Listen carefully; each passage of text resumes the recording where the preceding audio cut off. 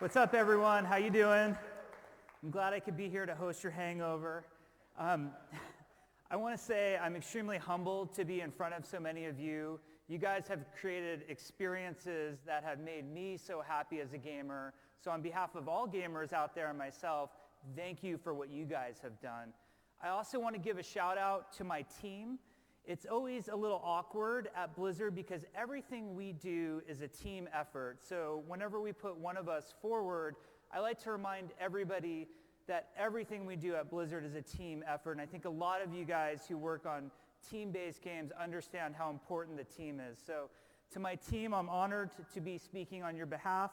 Hopefully I don't screw it up. So world building is the theme of this year's D.I.C.E Summit.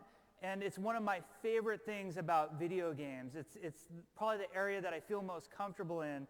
So I was very excited to be asked to talk about world building as it relates to Overwatch. So what I want to do is start with a concept from one of the movies that we made called Recall. And in this movie, it features a doctor named Harold Winston who has a baby gorilla on the moon. And at one point, the baby gorilla had never seen anything beyond just boring moonscape his whole life. And he has this moment where he shows baby Winston what planet Earth looks like. And he says, never accept the world as it appears to be, but dare to see it for what it could be. And I feel like this, more than anything else, really sums up the world-building philosophy on Overwatch. And I'm going to come back to this later on. So I just wanted to share this with you and remind you of it. So the story actually begins with the project before Overwatch, which was a project called Titan. So Titan was to be a successor MMO to World of Warcraft. It's something that we began development on in 2007. And for various reasons, we ran into a lot of trouble on the project. And ultimately, in May of 2013, we had to put an end to the project, which was very rough. Because at that time, the team had grown to be about 140 developers, and we were really emotionally invested in what we were trying to do with the game. So as May of 2013 rolled around, we got the team in the room, 140 people. 80 of us were told that we would be permanently relocated to other teams within Blizzard. We'd go on to work on Diablo, Hearthstone, World of Warcraft, Heroes of the Storm, StarCraft II, etc. About another 20 of the developers would be long-term loans on those projects. And what long-term to us means is anywhere from 6 months to 2 years. So you weren't going to come back to the Titan team anytime soon.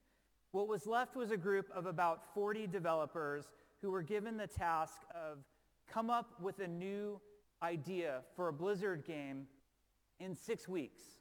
And if we came up with a concept that was compelling enough, we would move forward and we would make that one of our next projects. If we didn't come up with something that was super compelling, we too would be redistributed to the other teams at Blizzard. Needless to say, it was a very daunting, almost devastating sort of mindset that the team was in because we were unsure of what our future was going to be. And it was during this time that Overwatch was born.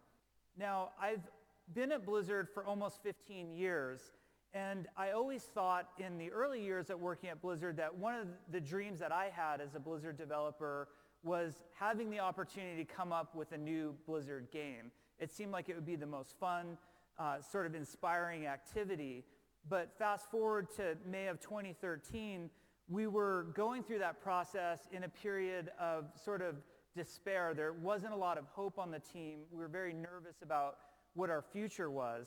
So we started off with an ideation process, and we decided to sort of split our 6 weeks up into these 2-week blocks. So we spent 2 weeks on an MMO that was in another Blizzard universe that we haven't made an MMO in.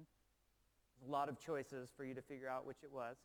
And then we also spent another 2 weeks on a brand new MMO that took place in a completely new intellectual property. And during this time, almost on the side, we started cooking up this idea that became Overwatch. And where the idea came from was we had an amazing artist by the name of Arnold Sang who was drawing these fantastic character designs. He had done many of them back on Project Titan. And we were sort of looking at his work, and then at the same time, as we were doing these MMO pitch ideas, we had a class designer by the name of Jeff Goodman, who had also been an encounter designer, did all the big raid bosses on World of Warcraft. And he had all these amazing class designs. And we started to think about, well, what if we took Arnold and Jeff, strengths and put them together? And that really led to the project that was to become Overwatch. So this was an early rendition that Arnold did of what the Overwatch lineup might be. And some of these characters were actually taken from the project before, which was Project Titan. And there was a lot of inspiration that we had taken from Titan. In particular, Titan was a game that wanted to take place on planet Earth. And we had this sort of concept of a future worth fighting for that was coined on Titan, but we were never able to figure it out and make it work. Fast forward to Overwatch, and we were starting to figure it out more. We had a really talented artist by the name of Ben Zhang, who, this was in, I think, June of 2013, where he created this concept picture. We started talking about how we wanted Overwatch to play and how we wanted Overwatch to feel. And Ben made this image that I think really holds up today for those of you who have seen Overwatch and knows what the game looks like. This was almost like a guiding light image for us about the game that we wanted to create. And I need to say this for our subreddit so it doesn't implode. No, the hero in the center is not the hero who you think it is. Thank you for putting up with that. So as you guys know, Blizzard has been fortunate enough to work in some very exciting IP spaces, and world building is something that we really enjoy doing. It's one of our favorite things. We've been fortunate enough to explore high fantasy in the Warcraft universe. We've been lucky enough to go to high science fiction in StarCraft, and then also gothic fantasy in Diablo. And I think any Blizzard developer feels very comfortable in these spaces. If you were to go up to a Blizzard developer and say, hey, we need an idea for a Diablo dungeon, or we need an idea for a StarCraft planet or a Warcraft zone, this is our natural comfort space. But with Overwatch, like with Project Titan, we wanted to push ourselves into a new frontier that we hadn't explored. And at Blizzard, that challenging frontier happened to be planet Earth. And it was really daunting to us. For a while on Titan, we really struggled. Our developers would often ask the question, what's cool about planet Earth? We love these fantasy universes that we explore. We love these science fiction universes that we explore. But what is so interesting about planet Earth to us that we can make a Blizzard game that takes place there? So our first step was to sort of study, how were other games approaching planet Earth? Or what was really going on in gaming around planet Earth? And we found, there's a lot going on. And when you put things like sports games to the side for a second and look at the universe building that was happening there, there was some incredible stuff. So, starting off, an obvious one is post-apocalyptic, and some of the most beautiful games of our era were post-apocalyptic. I look at a game like Last of Us, which I think we can all agree on is pretty much a masterpiece, or a Fallout 4. So some incredible work being done in this space, and it didn't feel like there was a lot of breathing room for us to make a new statement. It felt like a very daunting place for us to go. Equally daunting to us, because some incredible games were being built in the space, was realism. I think I've lost more hours of my life to the Battlefield and Call of Duty series than anyone. I've frequently told the story about how World of Warcraft production literally shut down for a week when the Battlefield 1942 Wake Island demo came out. I'm not sure how many of you remember that, but we just stopped work and pretty much bombed each other for a week. And it was one of those moments where you get the team talking to, like, okay, that's enough Battlefield, guys. It's time to get back to making World of Warcraft. So we decided, like with Titan, we wanted to go back. We wanted to finish the challenge and finish with this future worth fighting for. We weren't seeing a lot of games exploring the space of what is near future Earth, but in a sort of positive, hopeful way. And this is the place where we wanted to be and we wanted to explore. So as we embarked on this journey to world build what was to become the Overwatch version of Earth, we actually started with World of Warcraft, and we looked back on some of our basic tenets of world building from World of Warcraft. And the pictures that I've chosen to show behind me are very deliberate. It's the human starting area of World of Warcraft, for those of you not familiar with it. And it encompasses Elwyn Forest, Red Ridge, Duskwood, and Westfall. And these areas are unique because they each have their own special story, but the variation is what was important to us. They very deliberately, our art director on Overwatch, who happened to be the art director on original World of Warcraft at the time, always talks about color theory of location, and these areas in WoW are very deliberately green, red, yellow, and blue. It has an immediate emotional impact on players. For those of you who played World of Warcraft, I always use the example of that moment when you wander from Elwyn Forest and you cross the river into Duskwood. You immediately have an emotional change that happens and you know something different is happening. And we really want to take this concept of variation and bring it into this new world we were building for Overwatch. The other lesson that we learned from World of Warcraft is what I like to refer to as the Burning Crusade lesson. So Burning Crusade introduced a new planet to World of Warcraft, one called Outland. It was very familiar to players of Warcraft 2. They had seen it before, and it was familiar to Warcraft 3 players. But Burning Crusade was very interesting to us from a developer standpoint, and I think a lot of game developers and a lot of you in this room, we have a hypersensitive geek radar. And what I mean by that is we are extremely attracted to things that are different and sort of challenging, more so, I think, than your average person. So we have the concept art that I'm showing behind is for zones like Hellfire Peninsula, Netherstorm, Shadow Moon Valley, and Blade's Edge Mountains. And immediately as game developers, we responded to these areas like, these are the coolest places ever. I can't wait to build them. I can't wait to go there as a player. Well, what we found out over time is that environments like this can actually be very oppressive and fatiguing to players. And in a game where you hope that players spend hundreds, if not thousands of hours, you kind of need a visual and a tonal break from the oppressiveness every so often. So in Burning Crusade, we started to see players hanging out more and more in Nagrand or going to Terakar Forest or even back to starting areas like Stormwind in the old world because they found places like Netherstorm and Shadow Moon Valley so utterly oppressive. So this was a lesson we immediately thought of with Overwatch. Our goal was to make the game very approachable. We wanted it to feel as inclusive as possible. We wanted as many gamers in the world to feel like Overwatch was a place that they were welcome. So when it came to world building in Overwatch, we started to ask the question, okay, we're making this game that takes place on planet Earth. Where would you want to spend time on planet Earth? What's cool and fun? So what are some vacation spots?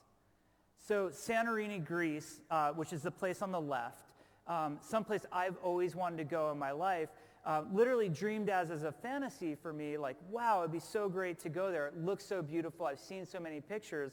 And on the right is our map called Ilios, which is our homage to Santorini, Greece. So we started really with this concept of, visit places that people have always wanted to go to and might not ever have the opportunity to get to in their lifetime.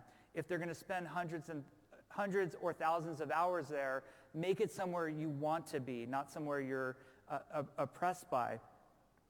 We also wanted to be hopeful. I have talked about how a bright, hopeful vision of planet Earth was what we were sort of after. So my slide has not advanced correctly, so we're having a technical moment here. So Iraq was another place we wanted to go to. Now, if you look at how Iraq has been portrayed in video games for the past 10 years, I would describe it as usually war-torn, a place of conflict, a place of little hope. But Overwatch takes place 60 years in the future, and we were asking ourselves on the Overwatch team, could we imagine a better future for Iraq? Is it really necessary to show dusty streets or bombed out buildings anymore? Haven't we seen enough of that, not only in video games, but in the world? So can we please imagine a better future for Iraq? So the Overwatch vision of Iraq is that one of the most technologically advanced cities in the world exists in Iraq, and it was built by a group of scientists and researchers hoping to make an even better future for people on planet Earth. So that was our vision of it. And where all of this is going is sort of that old cliche that fantasy is greater than reality. And there's nothing new here. It's all about tapping into the imagination of your players. And your players can imagine things far greater than we can build them. And we really wanted to run with this kind of idea that fantasy is greater than reality. And I have a couple stories that I think sum this up better than any others. So one is the story of Hollywood, which is one of the locations in Overwatch. Now, I grew up in Southern California. While I was in college, I interned for 4 years at Universal Pictures. And when I was a teenager, I used to hang out on Melrose Boulevard, going into the vinyl record stores and trying to buy imports. God, I'm fucking ancient. I just realized. So records were this thing. No, I'm just kidding. But so I spent a lot of time in Hollywood growing up, and when it came time to make a map in Overwatch that took place in the US, myself and Chris Metzen, who's the creative director, really wanted to do something in Hollywood. We thought it was one of those strong fantasies of, people who weren't from California or who had never been there probably would like to spend some time in Hollywood. And we're very fortunate at Blizzard to have an amazingly talented environmental art team, but our environmental art team is comprised of a lot of foreign folks. So we have people from Belgium, Sweden, Portugal, Brazil, sort of the list goes on, and none of them are from Southern California. So they start building this Hollywood map, and it's looking amazing. Like, they build the streets of Hollywood, and we're just blown away at what their vision was for that map. But when it came to work on the backlot portion of the map, they didn't really know what a Hollywood backlot was. So we sent them up on a day trip to one of the studios to check out the backlot, get an idea of what sound stages look like, that sort of thing. And it was fantastic. They got a ton of great reference. But there was this unfortunate moment where they drove through Hollywood on the way home, and they get back to the studio, and they start redoing the streets of Hollywood, and they're saying to us they did this totally different concept, and they're like, we got it all wrong. It doesn't look anything like what we were building. And we were panicked because honestly, it looked kind of shitty. The new version, it looked like Hollywood. And we went back to them and we said, no, I would rather have the Hollywood as it appears in the mind of the guy from Belgium or Sweden than the Hollywood that exists in the real world. We're not after realism. For those of you who know, we have a map that takes place in London, and we have an EMP garage under Big Ben, which makes no sense whatsoever. So it's not about realism, it's about that fantasy. Similar story with the Mexican map that we built, which is called Dorado. So we knew for a lot of reasons Dorado was an important story location in Overwatch. We had a hero coming up that was from Mexico. We had a movie that we were making called Hero that takes place in Mexico, and there was a lot of storytelling we wanted to do in this area. So myself and the assistant game director, Aaron Keller, were looking at locations in Mexico to build. And we started with Mexico City, but it just didn't work for us. Mexico City is a very contemporary, urban, sort of modern, what you expect it to be type of city. And the map we needed to build had to be coastal for gameplay reasons. We needed the edge of the map to be open. So we wanted a coastal town. It had to be hilly, and we wanted there to be a lot of color in the map. We really wanted there to be color, but we were kind of ignorant about the area besides Mexico City. We live in Southern California, so we're familiar with, Tijuana and Ensenada, but none of them were really hitting what we wanted. So being the utmost top researchers in the industry, we went to Google Images and we typed in this is literally like, you can type this in right now on your phone if you want. Colorful Mexican town is what we typed in. And we weren't even looking at the picture. We were just looking at the thumbnail pictures, and we're like, this is it. This is perfect. It's so awesome. This is exactly the version of Mexico that we wanted to build. And like I said, we hadn't even blown up the picture, but the one that we talked about the most that really fit the gray box block out of the map that we had was this one right here, which was just gorgeous, this like coastal seaside town. After we had completed the map, I think it was about 2 months after, someone came up to us and said, why are you why did you use Manarola, Italy as your reference for your Mexico map? And I think this kind of is very exemplary of the idea that Overwatch is not about the reality of what the planet is. Overwatch is much more about what we hope the world would sort of be. And I promise the citizens of Mexico, when we make the Italy map, we will only use reference of Mexico for that. So Chris Metzen, who is our creative director, he's since retired and I miss him dearly. I hope he comes back to us. Has a quote that I just love, which is that Blizzard is a hero factory. And he sort of means two things by this. One, if we had to align ourselves in terms of the type of heroes we create, they're lawful good paladins. If you look at Uther, if you look at Thrall, if you look at Raynor, they're all kind of, they fit a type. But also that we try to make our players walk away from our games feeling like the hero. And Overwatch, more than the environments that we built, Overwatch is more about the heroes than anything else. And I think it's interesting to talk about how heroes are a part of the world building process. It's not just about these environments that you're building. So approachability is one of the top things we care about. We want as many people to feel included and welcomed in Overwatch as possible. So for that reason, each of the heroes has to have extremely distinct gameplay mechanics and also extremely varying skill levels required to be good at those heroes. We want some heroes to be very approachable, very easy for players to pick up and play, and other heroes have an extremely high skill cap because we care very much about hardcore skilled players as well. So there's a great variety there. The other sort of obvious thing is the visual design. It starts with the character silhouette and how the character gets modeled, but also includes how the character gets animated and posed. We wanted, characters to be very visually different, and you could recognize them from anywhere on the battlefield. But even more than sort of the gameplay and art mechanics behind how these heroes worked, we wanted there to be heroes that felt approachable to each person. We all like different things. We're all attracted to different things. That's one of the beautiful things about humanity and making a game on planet Earth is how awesome the differences are. So we started getting into the backstories of all these heroes, and we found it to be really, really fun to sort of explore different countries and how different people from different countries might think about one another, and how they're all going to interact. And it became really fun. And what's weird to us is that Overwatch started to spark lots of discussions about diversity.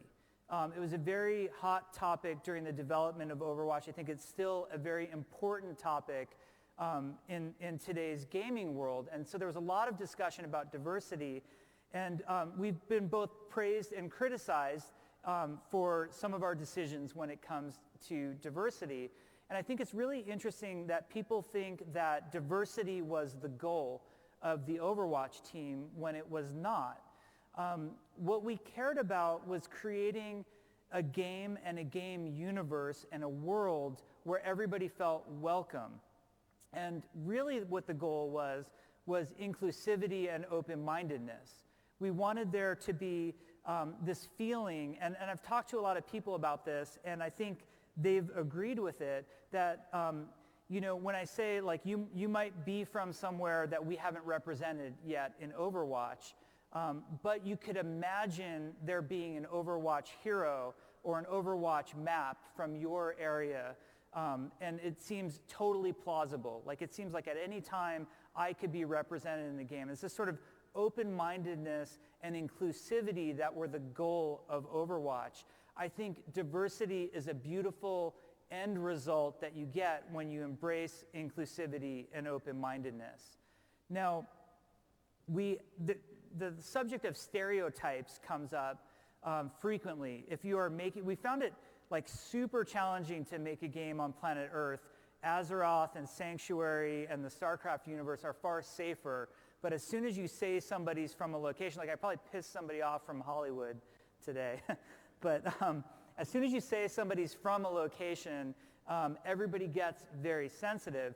So we've tried to, in many ways, challenge a lot of stereotypes. So I'm not going to tell the story of each of the heroes that I've put up on the screen behind me, but in some way, each of them challenges a stereotype. Anna on the far left is particularly interesting to me because she is a sniper.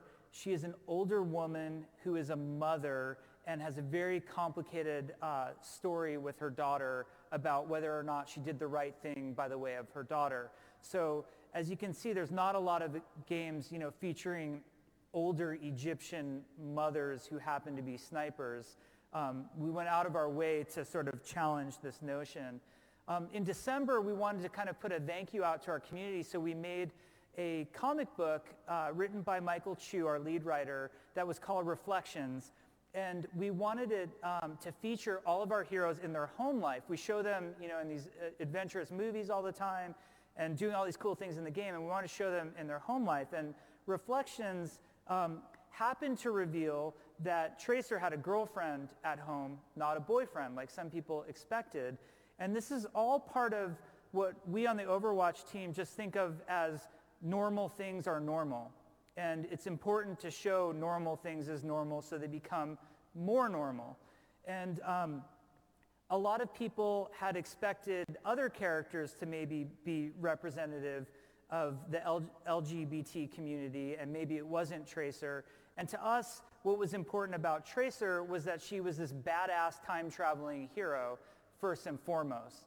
I was preparing for this talk, and I took a moment to study some of the shooters over the past 10 years. And as I was looking into these games, and these are some of my favorite games of all time, I play more shooters, I dare say, than anybody, and I've poured more hours into these games than I'd like anybody to really be aware of. And I've had so much fun, but I started to notice a trend, like as I put the box covers together of these games, and the trend seems to be grizzled soldier dude. And it made me think about just how different Overwatch was in so many ways that, when I look back on the past 10 years of great shooters, and I'm not trying to say that Overwatch is a great shooter, but we aspire to be. It's very different to have an LGBT character on the cover and also one who's a female. So it's something that we're pretty proud of. Now, don't think for a second that we don't also embrace stereotypes. So I've never had an American come up to me and complain about the horrible representation of Americans in video games. It's actually, it's more sad that I think a lot of us Americans see ourselves like this guy back here, when it couldn't be further from the truth. Really what was happening through this whole process is that the world that we were building and the heroes that we were creating no longer belong to us. So the fans of Overwatch, through fan fiction, through cosplay, through the most amazing fan art that I've ever seen, started to take over the world building and the intellectual property for us. You can ask the Overwatch fans who's dating who in the Overwatch lineup, and it's actually kind of amazing. They have stories for all of the heroes and what their love lives are. And we love it. We think it's the best thing ever that it belongs to them. We now think of ourselves, Blizzard and the Overwatch team, we are just the custodians of the universe. We're taking care of it for what our community is going to create moving forward. And at the end of January, we saw something very special happen. There was an international march for women's rights that took place all over the world. And the thing that really caught our eye was that in Seoul, Korea, during the march, somebody was flying this flag that had the symbol for Diva, who is our character from Korea, who in some way challenges stereotypes and in other ways embraces them. But we saw this flag flying for Diva, and we looked into it more, and there was this national foundation for DIVA, which was a feminist foundation for women's rights.